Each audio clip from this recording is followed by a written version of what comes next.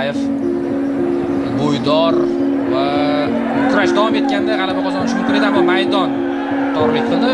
Saudiyalik futbolchi esa o'sha maydonga dumalab qaytib olyapti. Nima bo'lyapti?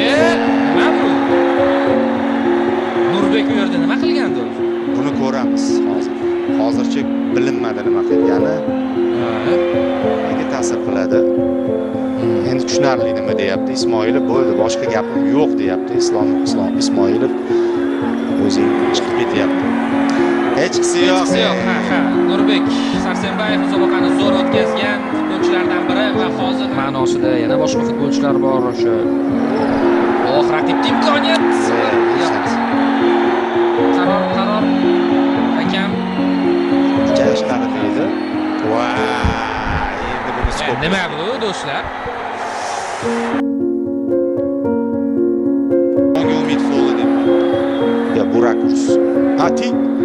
Hali ham penalti. Jallanma. Zarba. Gol!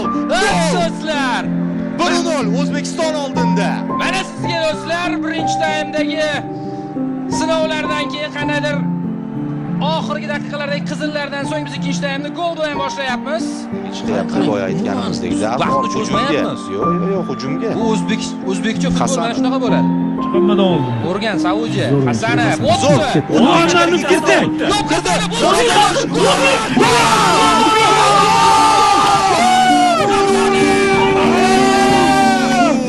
Yomon qildi. Hasanov. Voy.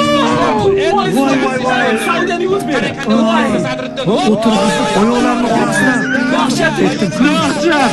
Bular chempion bo'ladi. Yo'q, bular yig'lab oldi. Bo'ldi. Chempion bo'ldi. Yana bitta.